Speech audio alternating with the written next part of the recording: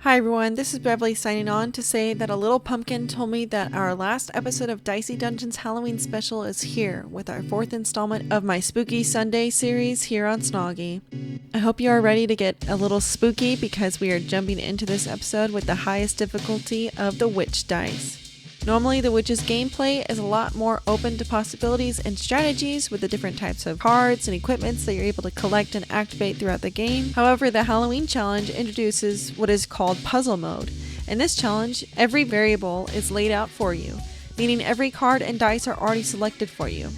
Now you have to figure out the correct order of your cards and dice so that you can line up the consequences properly.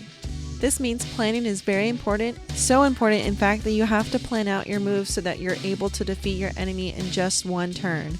If not, all enemies have the same attack card that allows them to deal 1 damage and reset their health. Thankfully, there is only 1 enemy per level, but your health is very low and you have no chances of healing up at all throughout the game. Right now we have the baby squid and we have 1 dice for each number, so I do know that I need to get lots of 1s. I definitely need to get 1 so I can put more 1s everywhere, so then my countdown is decreased and 1 dice plays to 4 different equipment.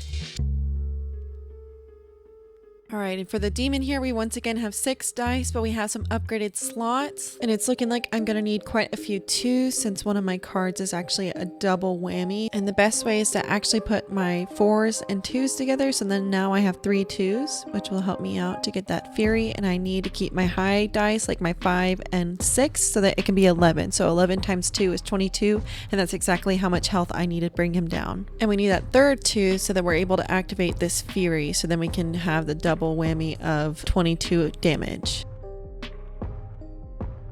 Okay, so at first I really need to figure out how to read these cards for the mummy.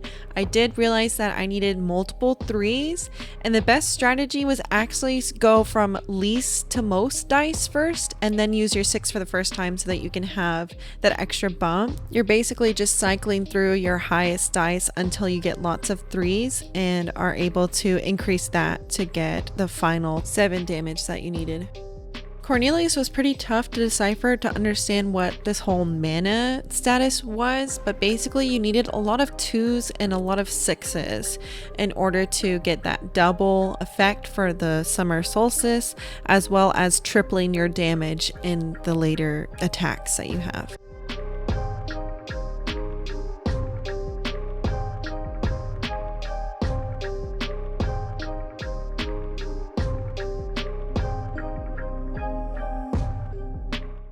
Now for the most convoluted boss fight you'll ever encounter. Basically, all of your dice are kind of useless except for 1s and at least 1 of each number, like 1 through 6 as well.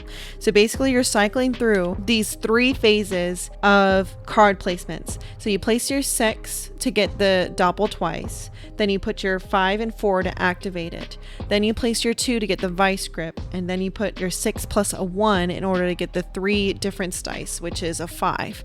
Then you place a 4 in order to activate the chisel, and then you place 2 5s to activate it. So that's kind of group A, B, and C, and you have to repeat that until you get 7 1s because you want to use the harvest scythe, and you want to use the 1 harvest scythe and never the 3s and 5s, because the only way to get more than 1 dice out of those is actually the 1s instead because of the freaking chisel. Now magically you have 7 1s and at least 1 of each dice, and in order to actually do damage you have to have a card in the slot for that corresponding dice. So the 6 has to have a slot, the 5 has to have a slot. Right now we're going to put in the 4th slot and it takes away the chisel. I wanted to do this from most to least number of dice because I wanted to save the final one for last, because if I screw up then I am so upset. And now we finally have the final 5 damage left, and we completed the pumpkin spice enemy. Finally, we have reached the completion of the 4th Spooky Sunday video. If you stayed until this point of the video, thank you so much. I hope you all enjoyed my latest episode for Spooky Sundays.